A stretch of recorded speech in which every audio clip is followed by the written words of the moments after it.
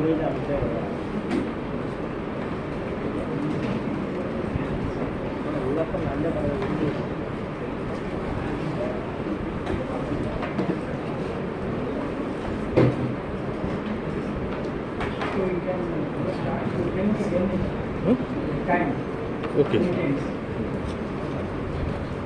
Okay. We have put out the axioms of probability, and we told what is called as the probability triple. Okay, it's called as the probability space or probability triple. We'll just again recollect what it is, and then we will are going to look at a number of basic theorems of probability, which will be repeatedly using throughout the course. Okay, there are a number of theorems, so I will try to recollect all of them, which are all very basic things, but nevertheless we will be using it very repeatedly. So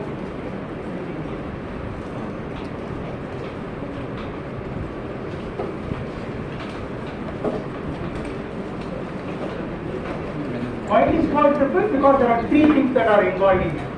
One is the sample space, one is the event space, and another is the probability. So, sample space, denoted as capital omega, is the set of all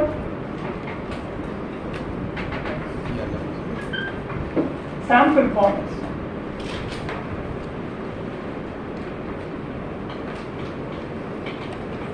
or elementary outcomes. Okay, each one is an elementary outcome in the sense that if one occurs, other does not occur. So that is what the sample points are on. Set of all points, set of sample points from the sample space. It can be finite, it can be countably infinite, or it can be uncountable. Okay, that is, the sample points can take some value over a range in a real axis, then it is uncountable. Or it can take all possible integers, it is countably infinite, and so on. Then we have got the concept of events. What is it? Subsets of samples of omega. So we will denote it as E. So we are interested only in events, not necessarily in all sample points or all possible subsets of the sample space. Incidentally, if there are n sample points, then the number of possible subsets of omega is 2 power n, the cardinality of the powers, which can be very large. So we may not be interested in all such subsets of sample space. Of course, they qualify as an event. We may not be interested in all those events. There is only certain events in which we are interested in, and that is what we are going to talk about. And these events will form a family of subsets of sample space. So this forms a family of events that is called as the event space. For example, E1, E2,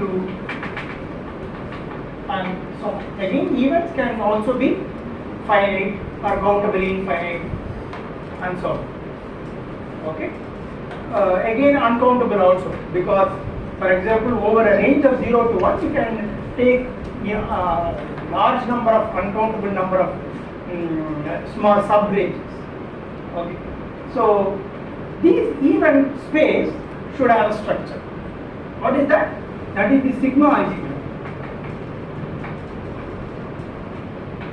or sigma field. Should denote it as F.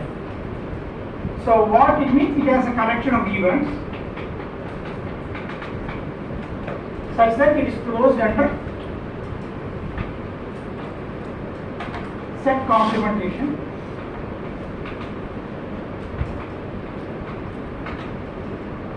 So what it means is, if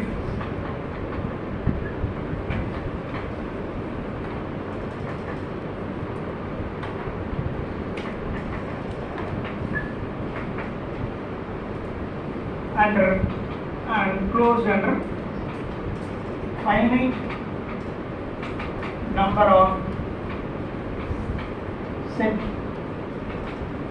unions. That is, if even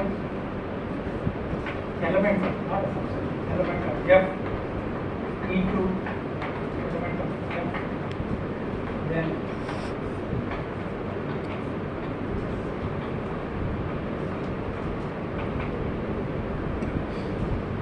and of course this is also what we require. Okay. So actually there are only three things. One is the sample space and another is the sigma algebra on the event sets. Oh, there is one more. Okay, all these are just, this is the definition of the sigma algebra. So far we have got the sample space, then the sigma algebra of the event space. These are all just definitions, okay, to construct them. What is the other important thing? The probability measure.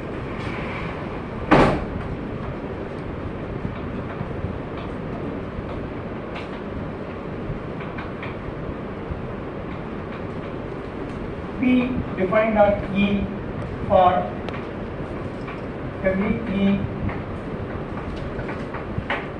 every event we have to define, give a measure for it which tells the likelihood of the occurrence of that event.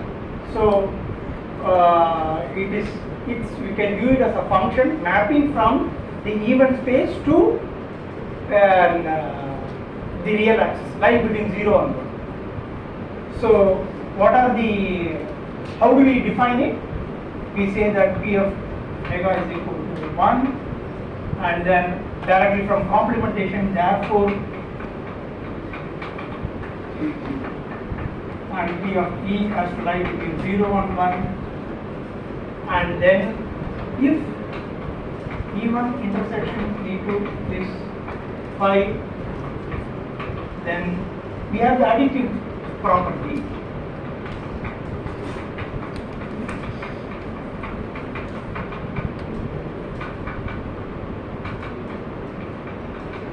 E.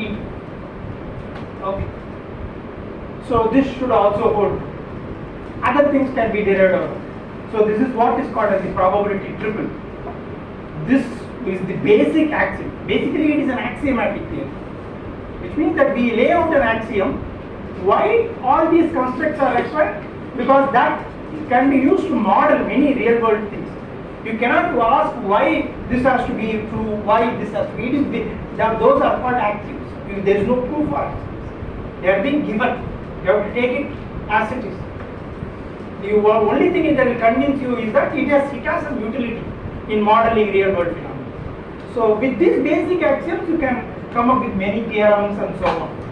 And that is what we are going to first look at. Things. We have looked at few things. One more thing, we have looked at union operation. Okay, P of A union B, P of A intersection B, and all we have looked at.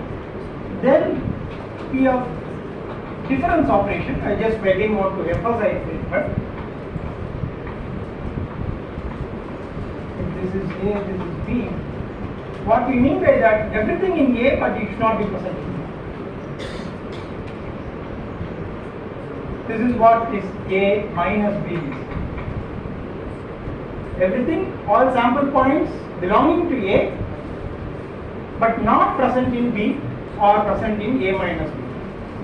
Okay. So how can we this is again A minus B can be written as A intersection B complement. Okay. And of course, one more thing which is trivial is that if E1 and E2 are two sets such that E1 equal to E2. Okay, again we have to even define what is E1 equal to. But it's the set equality only. That is, E1 is a subset of E2 and E2 is a subset of E1. Then this indicates inequality. If two sets are equal, then probabilities are equal. P of E is equal to P of E. Why are you telling two sets? You may have two different interpretations of the same thing. It's the same set, but one may view it in one way, another may view it in another way. Okay, so that is why there are two names, but they are essentially the same mathematical entity. Okay, so from this it follows that you can take this. Okay, well, if you look at P of B minus A, then that is equal to P of B intersection A complement. Fine. So this is another important. Then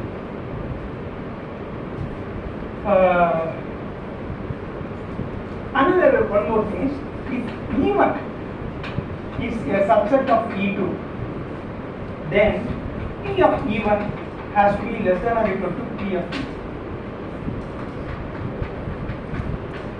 It should be very obvious, okay? Because E1 is a subset of E2, which means that E2 has E1 and something else, and that something else, which is E2 minus E1, okay? And they are mutually exclusive. So E2 is an union of E1 and E1 intersection E2 complement, not E1 intersection. It is the okay, and they add up to give E2. So if you take this, it will be less than or equal to E2. So it's all, I'm not, so this is again true. Well, now we introduce another concept called as the partition. Let us take the sample space only now. Okay, we will divide it into subsets.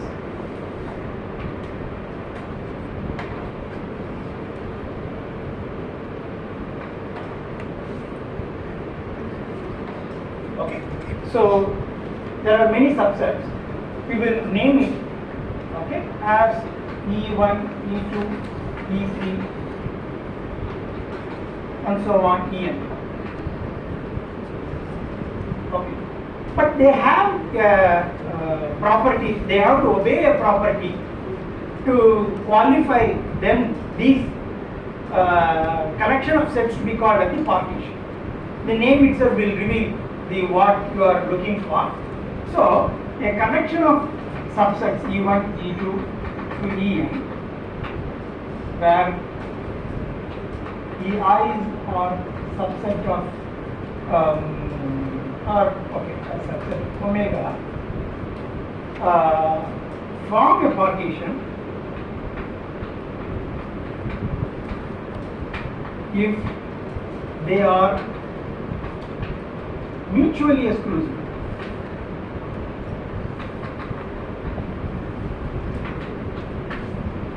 By that, what we mean is,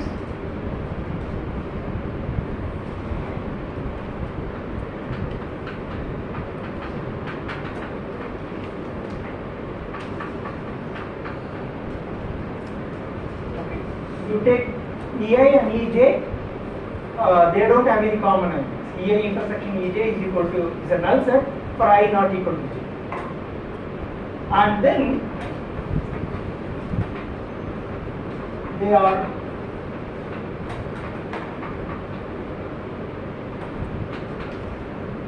collectively exhaustive.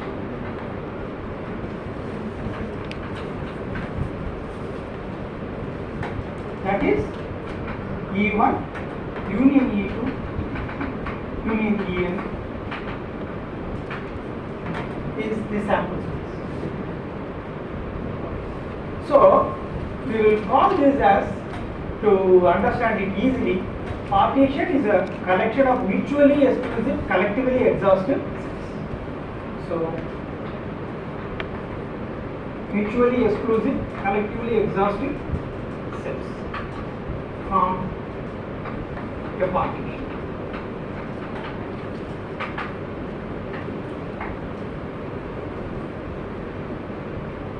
Partition can be used to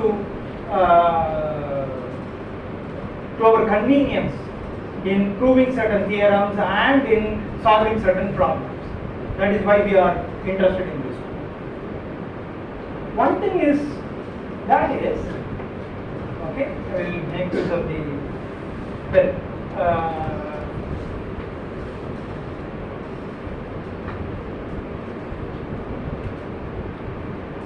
if you have a set B, of course you have a set A, and then if you take a set B and its complement, then B and B complement form a two partition. Any set B and its complement form a partition, by obvious. Because it has got only two elements, it's got as a two partition. And this is an n partition. Okay? So what it means is, omega is equal to B union B complement. Of course, B intersection B complement is a null set. So I can write, okay, this is one thing. Okay, I will prove it for the general only. This is one thing. So what we have seen is E1 to En form a general n partition. So I can write omega is equal to E1 union E2 union En. Okay, and then here take any set A, any even A can be written as A intersection sample. Right? So I can write A intersection E1 union E2 to En. And again I can use the distributive property of intersection over union. So it is A intersection E1 union A intersection E2 A intersection En. Not there. So this is always true. And one more thing. Okay? See, E1, E2, En are all mutually exclusive. A intersection E1 and A intersection E2, are they mutually exclusive?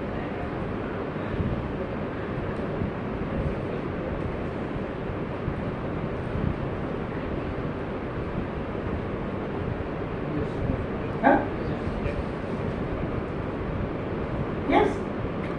Because E1 and E2 are mutually exclusive. Once they use that and choose an intersection with something else, it keeps that property.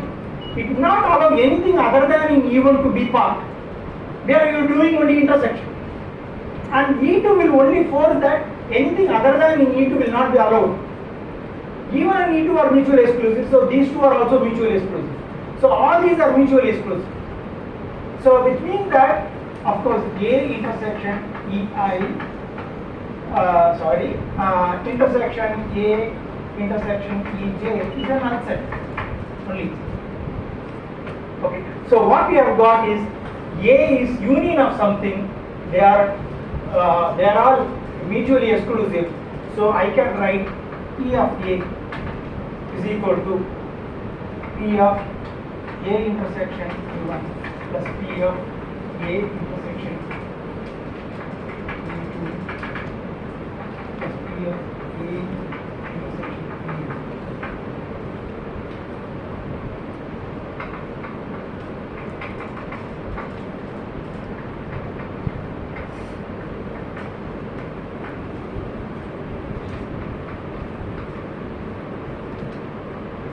Okay, this is right.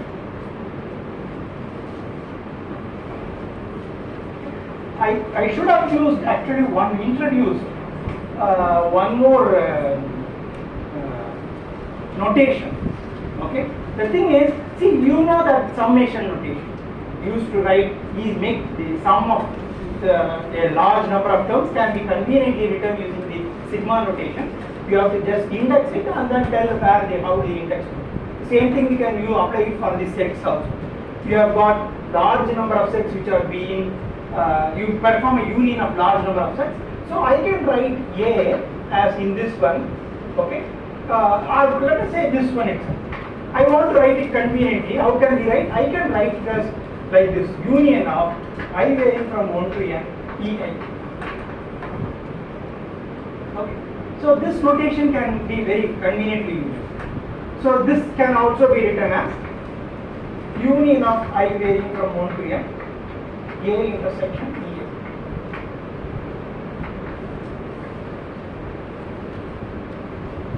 To be familiar with a little bit more, to become more familiar with this notation, we can write generalized De Morgan's law using this notation. So what we know is that A union B complement is A complement intersection B complement, and A intersection B whole complement is A complement union B complement. So these two are the well-known De Morgan's law. So for a general union of n sets, how can we write it? Union of I varying from 1 to n. Okay.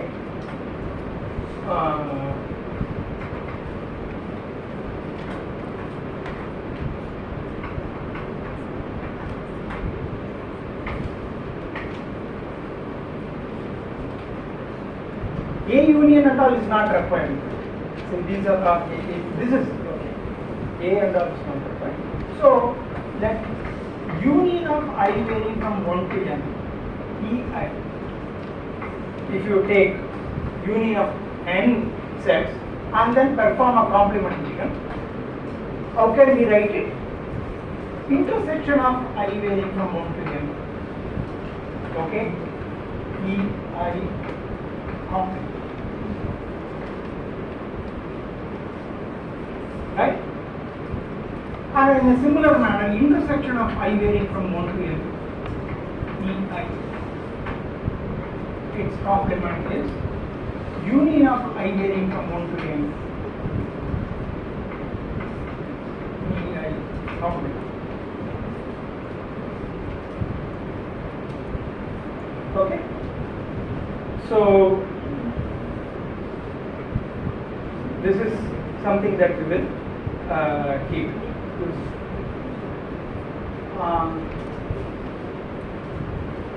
Okay, fine. Let me check whether it is.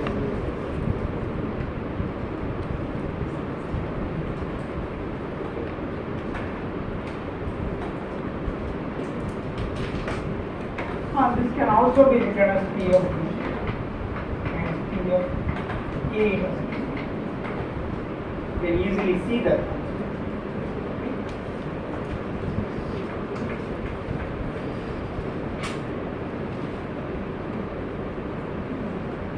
Sorry.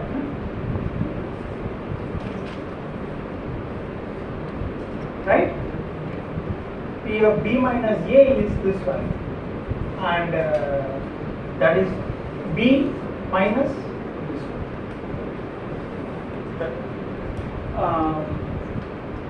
Next, what we will do is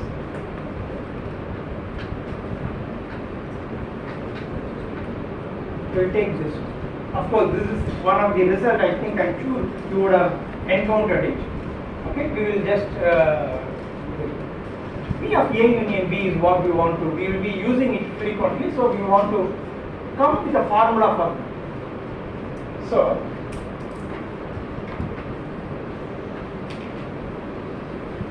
this is A, this is B.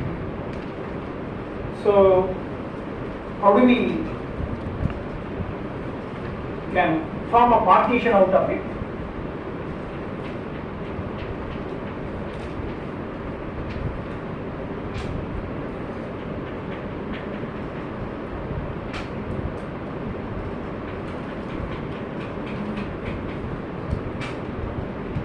So what is this? This is A minus B, and this one is B minus B, and this one is A intersection.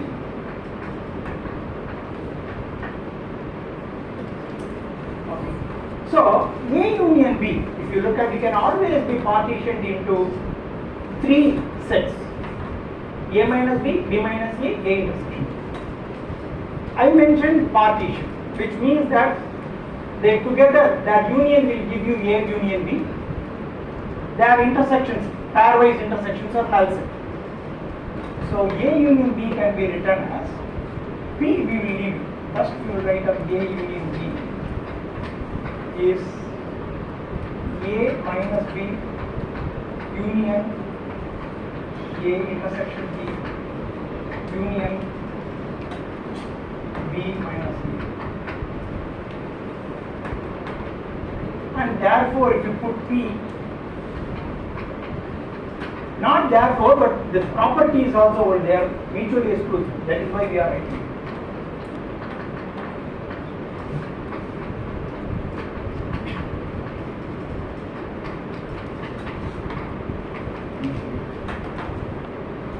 And what is this? This is A intersection B complement.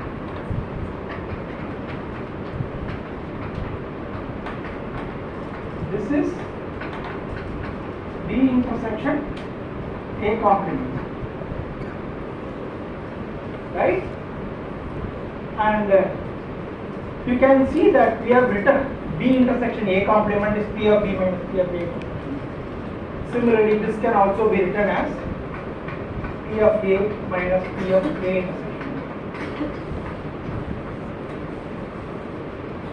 So we can write it as P of A minus P of A intersection B plus P of A intersection B plus P of B. B intersection A is A intersection. So we can write it. We can strike 2 of them and retain only 1.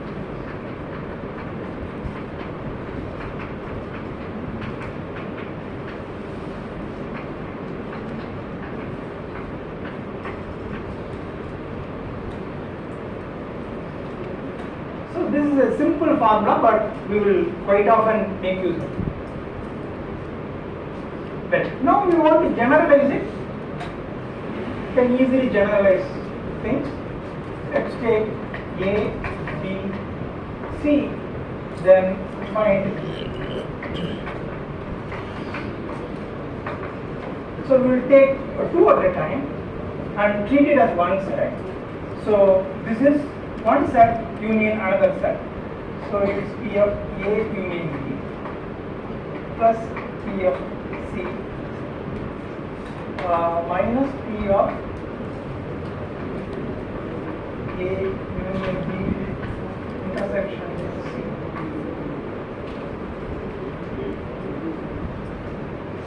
Right?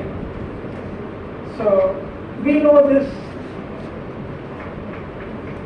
P of A plus P of B minus P of A intersection B plus P of C plus use the distributive property P of, first we will write it A intersection C union B intersection C.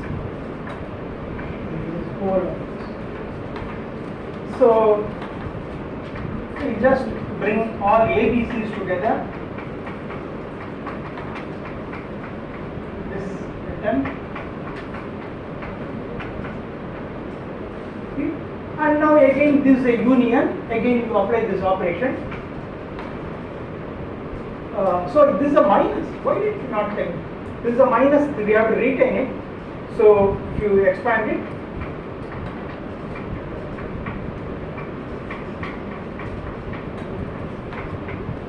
And then again now we have a minus of what? Intersection of these two.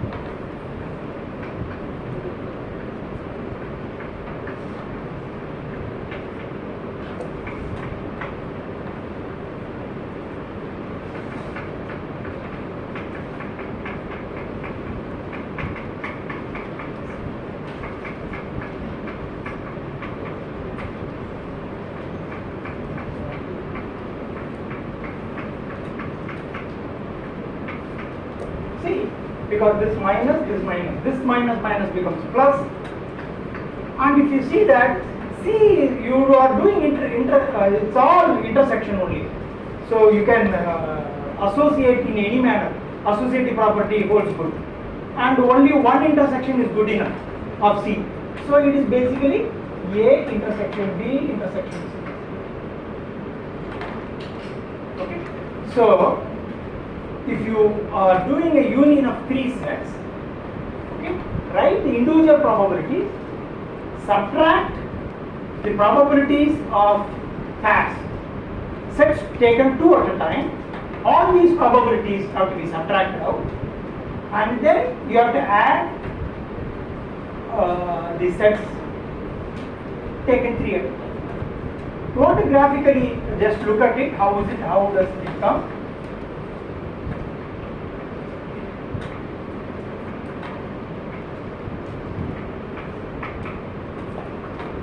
A, B, C. If you add all these, this is what you want.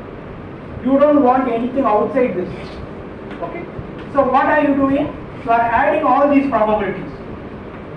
In the process, what you are doing is these things are being counted more than once. Okay.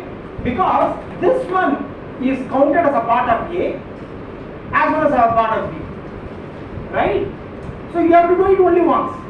So subtract it once. So you subtract A intersection B because it is present in A as well as B. Similarly subtract B intersection C. Similarly subtract A intersection C. Doing that. In that one, this one which is A intersection B intersection C, okay, what you have done?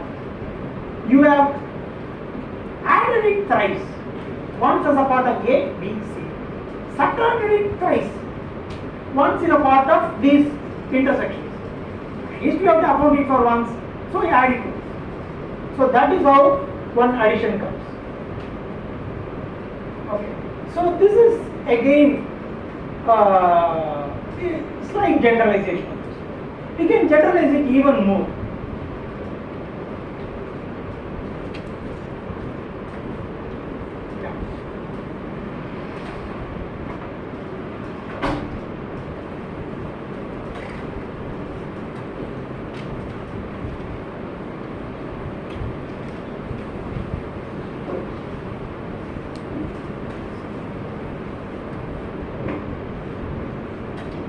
That is, if we have A1, I will, okay, AN, or set of N, there are just N sets, okay, and they are not, I am not telling they form a partition, anything of that. So, P of A1 union A2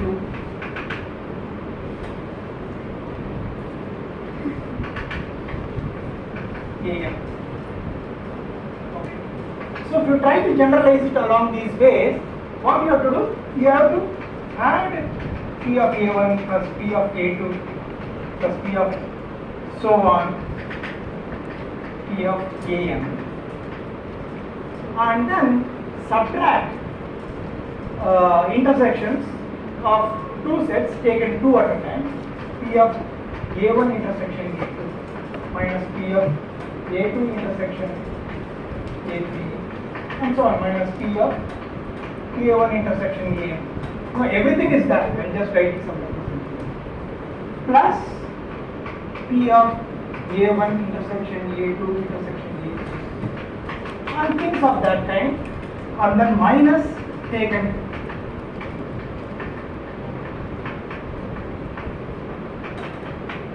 and it goes like that. Okay, when it will end, depending upon all intersection will be there, that is whether plus or minus depending upon how many sets are there and so on.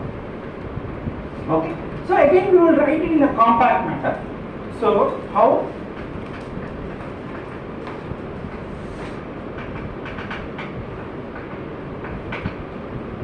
Sigma I varying from 1 to n P of AI for the first question minus sigma I varying from. There are now two things are there. Okay, we have to take two this one. Why you can use index I and j. Okay, of P of AI intersection AJ. These things we have to do. But how we have to do is all I and j they span over 1 to n, but they are the pairs I and j have to be distinct. Okay, and it should not be repetitive. Ij and ji should not be treated separately. They are commutative. We have to account it only once. So, how do we write the range so that we account it only once? 1 less than or equal to I, less than j, less than or equal to e. If you write like that, you will see that they go from 1 to n, but always obeying the condition that I and j are distinct, and because j is more than I, okay, you are not counting anything twice, and i's and all you are not counting, and so you will see that distinct pairs will be generated by using this. Plus sigma 1 less than or equal to I, less than j, less than k, less than or equal to n. P of ai intersection aj intersection ak, and then minus and so on. It will go like this. So again, to give a convenient one, we will call this as sum S1, this as S2, this as S3, and it goes, then we have a minus, S4, and it will go like this.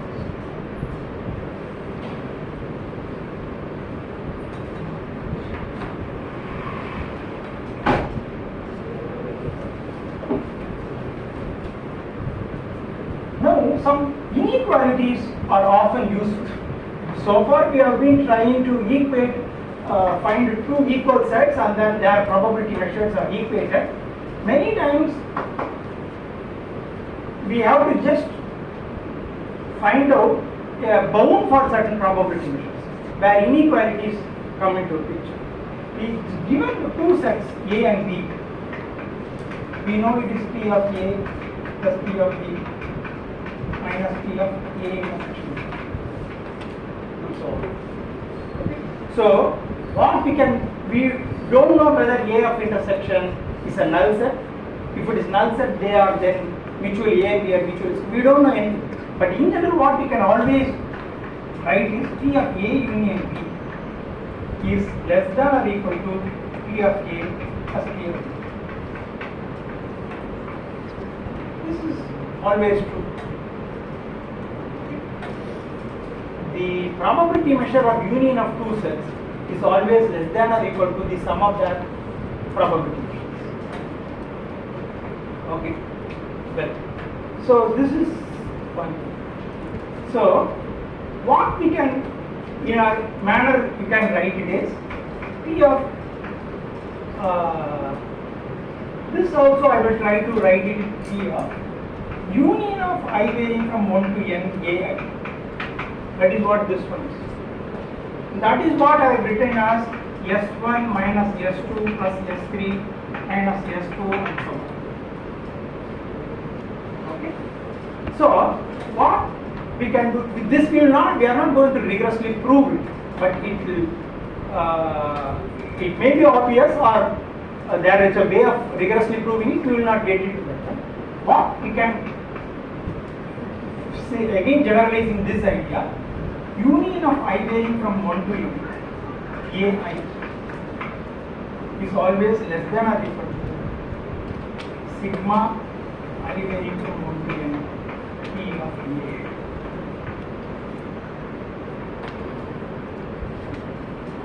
Okay, probability measure of union of certain sets is always less than the sum of the probabilities.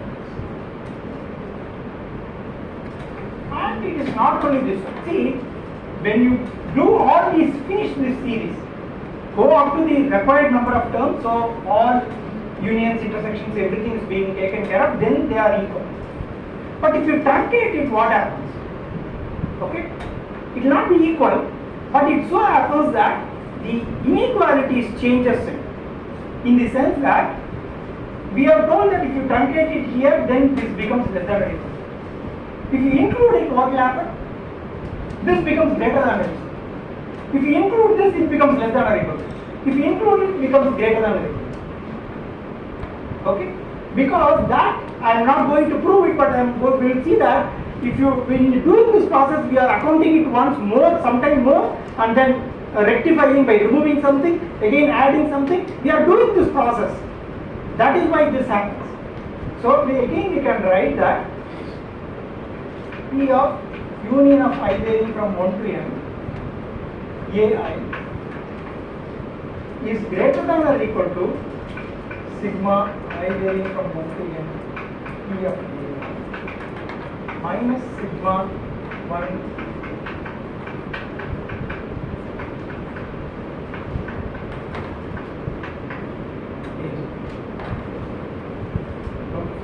that is, if you take 2 at a time, then what happens?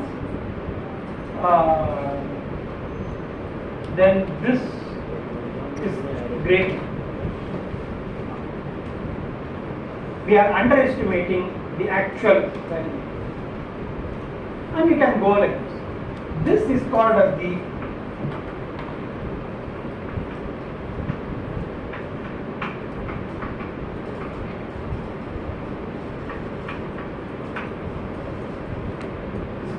Born-Ferronis inequality.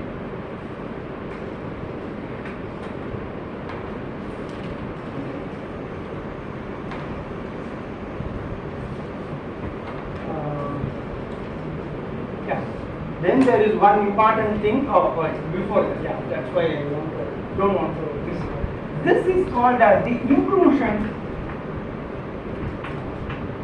exclusion property.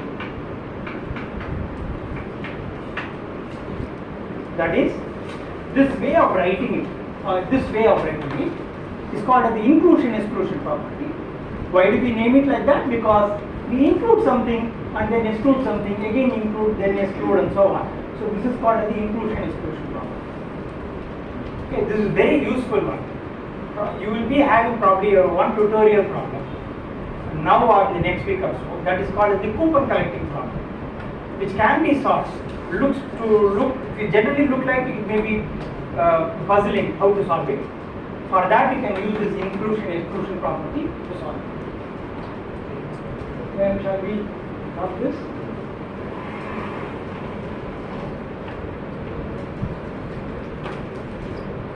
Yeah. Then we will have this Boole's inequality.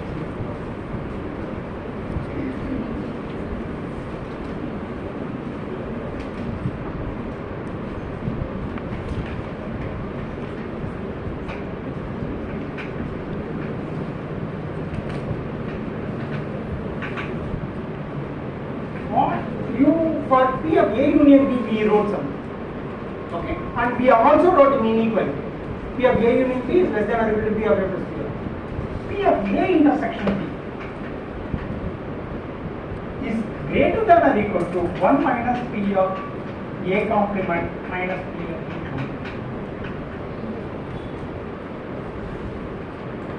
Okay, this is not very obvious. Okay, so doing something, okay, it can be like that, it can be, looks like it can happen, but it's not very obvious as that one. Let's just look at it. What we will do is we will start off with this one. What is A union B? P of A union B is P of A plus P of B minus P of A intersection B. We know that, and it has to be less than or equal to 1. Okay. Then this can be written as 1 minus P of A copies. This is okay. Okay. Before that, I will do this. I will bring this. I will subtract both sides by 1. So P of A plus P of B minus 1, here it becomes 0. Then I will add this, essentially take these two. Okay. Plus 1 is less than or equal to P of A is B. Right? I have just brought this 1 here and what is these things? This is 1 minus P of A complement plus Sir, 1 minus minus 1 Huh? PA plus B minus 1. Second. No, I am minus 1. I am subtracting 1 from both sides to make this 0 and then take it. And this is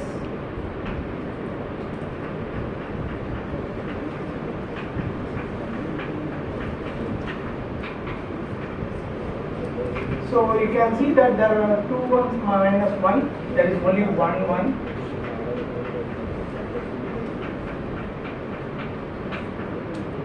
So this is what we started off with.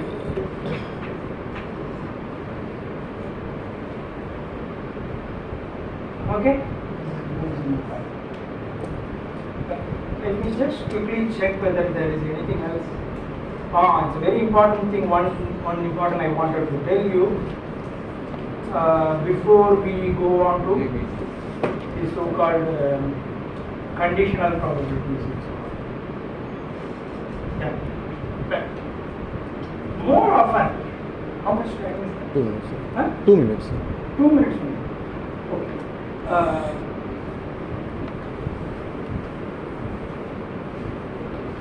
This very quickly we can tell. More often you saw that there can be a lot of sample points in the sample space. Okay? One important property that is encountered in physical nature is that all these sample points are equally likely to occur. Okay? Or we say sample points are equiprobable. All sample points. For example, we have a gas with a lot of molecules. You can look at all possible ways of the molecules occupying different positions in this one. All these are equally likely. They are totally random. Similarly, you throw dice. All 6 phases are equally likely to occur. Throw a coin, 8 and tail are equally likely to occur. If it is fair and so on.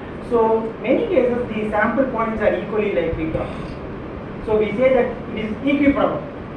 If you look at only those kind of random experiments, then coming up with the probability measured is very easy.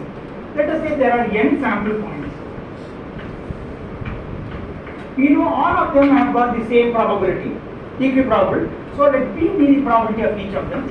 So P plus P plus P plus P n times is and sample points are mutually exclusive, and that should be the probability of the sample space. Okay, that should be equal to 1, because all sample points, their union, if you take each sample point as one event and then take the union of them, that will form the sample space. They are mutually exclusive, and their probabilities add up and becomes it. So it is NP is equal to 1, therefore P is equal to 1 over n. So we get that the probability of, if there are n sample points and they are all equiprobable, the probability of each sample point, okay, each elementary outcome to come is 1 over n. One more thing is that if I have a set A which has got all sample points, then all sample points are equiprobable. So to find the probability of A, what I have to do? I have to count the number of sample points in A divided by 2. So that will be equal to R divided by E. So this is what we usually tell that probability of A under this condition is sum of number of even sample points favorable to the event divided by the total number of sample points.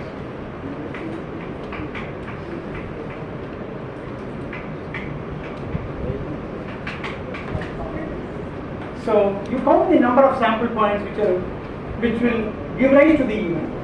Divided by the total number of sample points, you will get the probability. This is what we will normally be using in the basic probability.